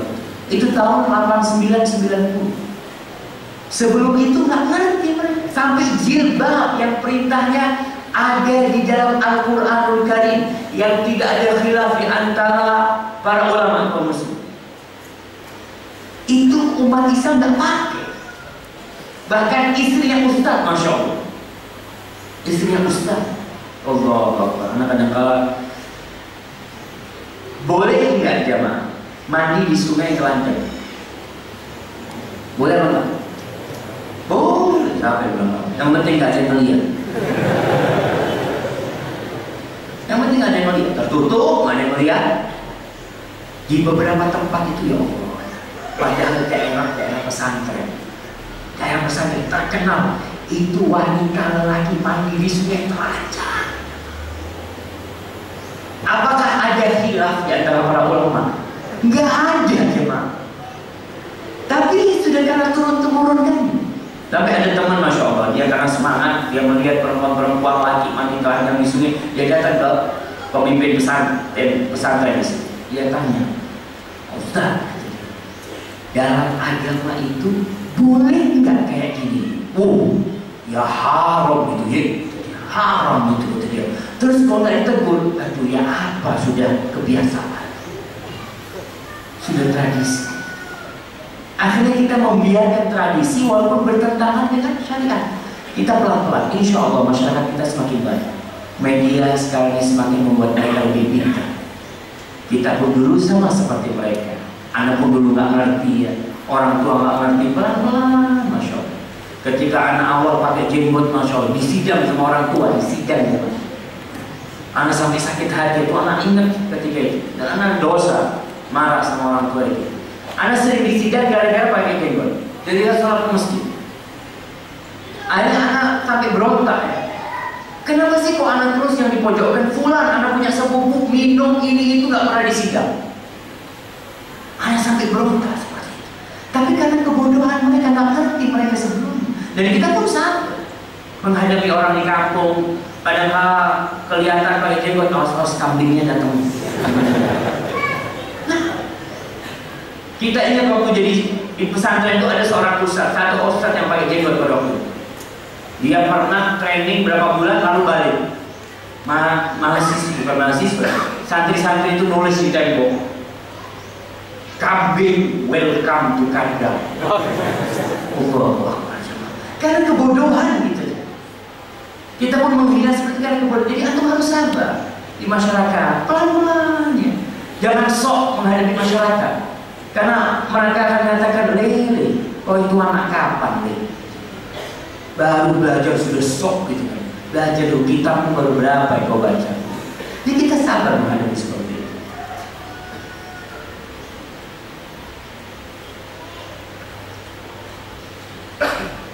Nah, assalamualaikum. Waalaikumsalam. Anak punya kerjasama bikin pabrik sama orang non muslim. Dia yang mengelola karena keilmuannya. Apa yang Anda harus lakukan? Nggak masalah. Tidak masalah. Ingat jemaah, jangan berpikir negeri Islam itu nggak ada orang kafirnya. Orang kadang berpikir, oh kalau negeri Islam itu semuanya Islam. Tidak. Antum ketika kota Madinah jadi pusat pemerintahan Islam. Di tengah-tengah kota Madinah ada orang Majusi. Siapa orang Majusi? Yang membunuh Umar bin Khattab radhiyallahu ta'ala. Hidup di kota Madinah bersama Umar bin Khattab radhiyallahu ta'ala. Dibiarkan. Jadi gak masalah. Nabi alaihissalam buat perjanjian sama orang-orang Yahudi, kerjasama sama orang-orang Yahudi. Bahkan Nabi alaihissalam ketika menaklukkan Khaybar ini adalah kampungnya orang Yahudi. Ketika dikuasai oleh umat Islam, Nabi bagi hasil sama orang Yahudi. Bagi hasil, kerjasama. Nanti panennya itu berapa persen buat Nabi alaihissalam, berapa persen buat mereka. Kerja sama orang Yahudi nggak masalah. Jangan berpikir lagi Islam itu kalau ada orang kafir, ketemu orang kafir bunuh. Tidak seperti itu Islam. Islam ini agama rahmatan lil alamin. Antum bisa bayangkan ketika Islam datang ke Palestina, orang Yahudi bergembira. Mereka bersyukur karena datangnya umat Islam. Kenapa? Tatkala Palestina dibawa kekuasaan Romawi, Nasrani, itu orang-orang Yahudi tidak bisa beribadah dengan bebas. Tatkala Islam datang, mereka bebas beribadah. Dihargai oleh umat Islam sesuai dengan aturan. Nggak ada gereja umat kafir lalu dihancurkan sama umat Islam. Jadi tolong perhatikan, Islam ini agama yang rahmatan lil alamin. Kita berdagang sama orang kafir nggak ada masalah, tapi tetap jangan menjadikan mereka teman dekat kita. Kadang-kadang orang kalau sudah bisnis sama orang kafir, pertemuan di kafe, ada minuman, ada bagaimana Ustaz, anak menghormati minum. Subhanallah. Nah, yang seperti itu tentunya harus dihindari. Bagaimana cara menasihati teman yang suka merokok? Kebetulan saya satu organisasi sama teman saya itu, sehingga mau tidak mau sering ketemu teman tersebut. Allah, ini rokok termasuk barang yang sebenarnya kalau saya lihat pemerintah kita sudah hampir mengharamkannya. Kenapa kok hampir mengharamkannya? Karena di setiap bungkus rokok wajib ditulis rokok membunuhmu, wajib. Tapi masih dijual. Rokok membunuhmu tapi masih dijual. Kan kita bingung gitu kan. Ada rokok. Oh kalau minum rokok bisa mati. Tapi mau beli apa? Kan hampir mengharamkan. Tapi ke depan merasa orang-orang yang di atas, banyak orang-orang yang pintar. Bicara masalah rokok, coba kesampingkan masalah agama. Nggak usah bicara agama. Bicara masalah manfaat dan mudarat rokok. Orang kafir, antum kalau berangkat umpamanya kemana? Ke Singapura, ada orang rokokan di bis di Singapura. Di bis umum ada orang rokok. Nggak akan orang rokok di halaman-halaman, nggak ada. Mereka tahu, orang-orang kafir ini tahu rokok ini membunuh. Iya benar membunuh. Masalahnya kalau rokok itu bahaya untuk pribadi, orang itu aja yang akan mendapatkan bahaya. Rokok ini bahaya buat orang lain. Yang kumpul itu pun mendapatkan bahaya rokok. Alhamdulillah di negeri kita sudah mulai pemerintah membuat area merokok. Sampai di bandara ada kayak akuarium gitu. orang masuk sana. Saya punya sepupu masih merokok, dia ngomong, anak mau merokok. Ya mau gimana? Kita kasih nasihat tetap dia. Masuk dia ke ruangan itu, selalu balik. Ternyata nggak perlu merokok di sana. Sudah semua asap di diri dia. Ada apa lagi hirup rokok? Kata dia. Yang dihirup itu asapnya perokok semuanya. Bahaya sekali. Dan pemerintah kita tahu dengan bahayanya rokok, bahwasanya pajak yang dikeluarkan oleh rokok, cukai yang dikeluarkan rokok, sama biaya pengobatan di rumah sakit paru-paru itu jauh lebih besar pengobatan di rumah sakit paru-paru. Makanya ke depan Anda dengar ya beberapa wacana untuk menaikkan harga rokok. Di Amerika, apa ada anak 15 tahun bisa beli rokok? Nggak ada. Wallahu a'lam, anak nggak pernah ke Amerika, tapi teman yang pernah ke Amerika dia cerita, anak muda kalau mau beli rokok itu harus menunjukkan KTP. Umur 18 tahun baru dikasih rokok. Sebelum itu nggak ada. Di negeri kita anak-anak SD, anak-anak SMP sama rokoknya ditaruh di kupingnya. Allahu Akbar. Jadi antum harus kasih nasihat. Kalau kita bicara agama, bicara halal dan haram, Nabi SAW diutus wa yuhillu lahum thayyibat wa yuharrimu alaihim al-khaba'ith. Nabi diutus untuk menghalalkan semua yang baik-baik, dan beliau diutus untuk mengharamkan semua yang berbahaya. Al-khaba'ith itu yang buruk adalah yang membahayakan diri. Jadi kalau ada sesuatu membahayakan, maka walaupun tidak ada dalilnya, maka ini dalil. Itu berbahaya. Apa ada dalam Al-Quranul Karim bahwasanya minum baygon itu haram? Siapa yang mendapatkan? Di Al-Quran tidak boleh meminum baygon. Nggak ada. Tapi baygon ini bisa membunuh, berbahaya. Ada orang mengatakan, jangan baygon dapat membunuh. Tapi nggak semuanya mati juga minum baygon. Ada yang masih muntah-muntah terus sehat, nggak jadi bunuh diri. Maka kembali kalau bicara masalah hukum agama, ya semua yang baik itu halal dan semua yang buruk membahayakan itu halal. Apakah benar jika kita bermaksiat amalan kita di akhirat akan seperti debu? Tips kita dalam menjaga pandangan dan menjauhi syaitan. Wallahu a'lam bishawab. Mungkin yang dimaksud dengan pertanyaan ini adalah hadis Nabi SAW tatkala beliau menjelaskan akan ada nanti kaum dari umatku, sekelompok dari umatku, ya'tuna bihasanatin amsala jibalatuha mabiyah. Mereka membawa pahala seperti jajaran gunung Tihama. Gunung Tihama itu nggak salah yang dari Mekah sampai ke Riyadh sana. Ada gunung Tihama seperti jajaran itu pahala dia.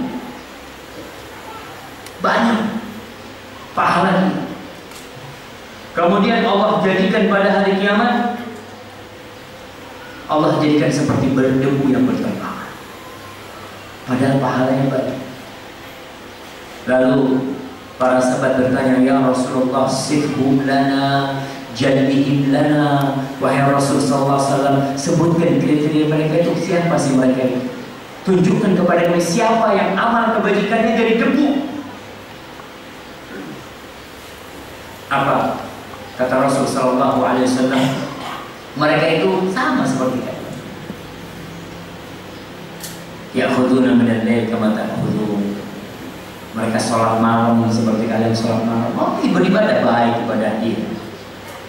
Lakinnahu, tapi penyakit mereka, kanu idza khalau bimaharimillah intahaku.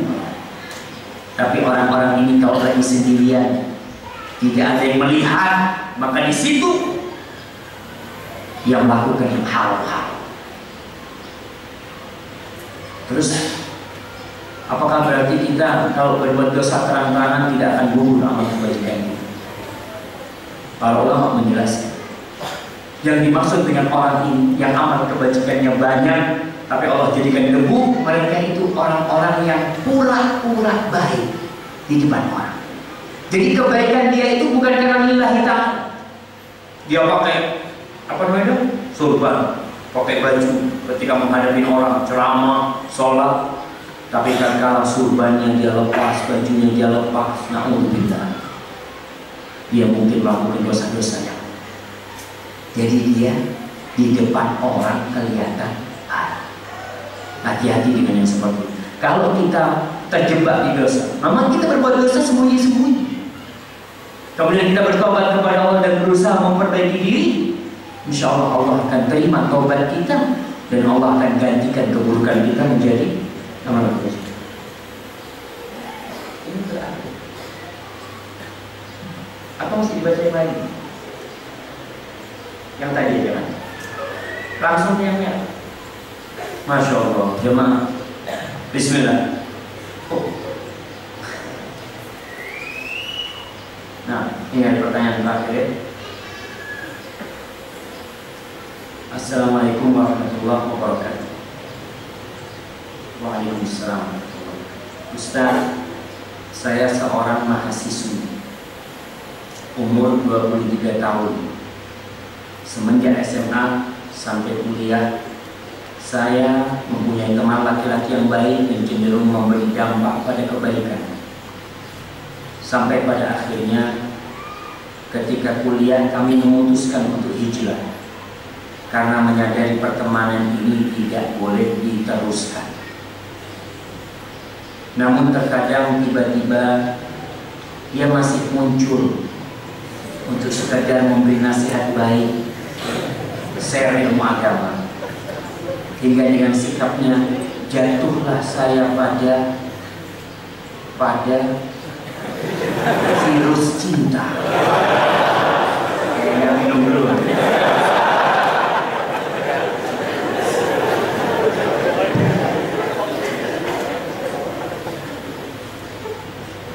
Ustaz, bagaimana cara mengontrol nafsu kita untuk menghindari memikirkan seorang yang belum halal? Karena fitrahnya perempuan itu boros perasaan. Sebenarnya terpikirkan untuk mengajak menikah, tapi anak tidak punya keberanian itu. Ya udah, mana anak mudanya, nanti anak yang ngomong. Dia nggak berani ngomong sama tuh muda, tapi ngomong sama orang lain. Jamaah Islam itu tidak mengharamkan cinta. Bahkan kita ada karena buah cinta Adam dan Hawa. Nabi Muhammad SAW memiliki anak putra dan putri yang kemudian putranya meninggal dunia adalah karena buah cinta beliau dengan Khadijah radhiyallahu ta'ala anha. Bahkan Rasulullah SAW bersabda, lam yura lil mutahabbaini mithla nikah. Belum pernah dilihat kedua pasangan yang memadu kasih, sayang dan cinta seperti yang menikah. Maka cinta itu tidak bisa dipungkiri. Tadi dia melihat seorang laki, kepingin dia ada laki, dia ingin menikahinya, ya bismillah. Dia mungkin dengan cara kirim orang, kirim keluarganya, kirim temannya untuk menanyakan. Seperti tatkala Khadijah jatuh cinta kepada Rasul SAW. Khadijah udah cinta sama Rasul SAW, tapi Khadijah malu mau melamar Rasul SAW. Makanya dia kirim sahibnya untuk mengutarakan cinta Khadijah kepada Rasul SAW dan diterima. Bismillah. Dan mudah-mudahan hati-hati, memang Allah Akbar. Kadang-kala orang kalau sudah jatuh cinta ini nggak enak makan. Yang dia inginkan melihat kekasih, melihat kekasihnya lewat aja, melihat sandalnya doang cukup. Ya kadang-kadang dia kelihatan sandalnya, ya Allah, nggak makan seminggu nggak, dia kelihatan sandalnya. Maka bahaya banget ya. Memang akhirnya diberitakan kita untuk menundukkan pandangan, menghindari tempat-tempat yang bisa menggoda hati kita. Hati-hati kena penyakit isyik. Penyakit isyik ini bahaya sekali. Kadang-kadang orang itu orang baik, tapi gara-gara cinta mati sama fulana, akhirnya dia tidak menikah walaupun fulana sudah menikah. Karena dia udah nggak bisa kena penyakit itu. Antum tahu ceritanya Majnun Laila? Majnun Laila, Allahu Akbar. Karena kalau baca ceritanya nggak tahu, ceritanya cerita sebelum Islam ya. Dia itu kalau lewat kampungnya Laila, udah kampungnya udah hilang, rumahnya udah rusak semua. Dia ciumin tembok-tembok. Apa kata orang? Majnun kan? Orang gila. Dia mengatakan tidak. Aku nggak gila. Dia mengatakan uqabbilu dzal jidara wa dzal jidara wa ma hubbul jidari syarafna qalbi walakin hubbu man sakana diyar. Kata dia, aku cium tembok yang ini dan tembok yang itu bukan karena aku cinta sama tembok ini, bukan, tapi karena aku cinta dengan yang pernah tinggal di tempat ini. Allah, itu orang harus ada isu. Makanya cepat banyak-banyak istighfar ya. Kemudian tadi kalau memang ada keinginan melihat dia lelaki yang soleh, boleh wanita itu menawarkan dirinya. Tapi mungkin kalau secara langsung dia tidak berani, ada walinya, dan perlu ngobrol sama orang tua. Jangan sampai tuh pemuda melamar akhirnya tak diterima, yang ada kawin lagi. Alhamdulillah enggak, karena banyak cinta palsu tersebar di kampus. Cinta palsu. Iya, pacaran, masya Allah, sampai lulus, habis lulus kawin, punya anak, cerai. Mana cintamu dulu yang di kampus? Ada bohong sebenarnya. Hada wallahu a'lam bishawab. Nah, mungkin itu mengakhiri perjumpaan kita pada hari ini, tapi masih ada satu hadiah yang jemaah akan bagikan. Siapa yang mau meringkaskan kajian kita pada hari ini? Mic-nya hidup enggak? Mana mic? Mati. Hidup. Nah, iya. Antum udah dapat hadiah belum? Baik, di belakang sana. Foto.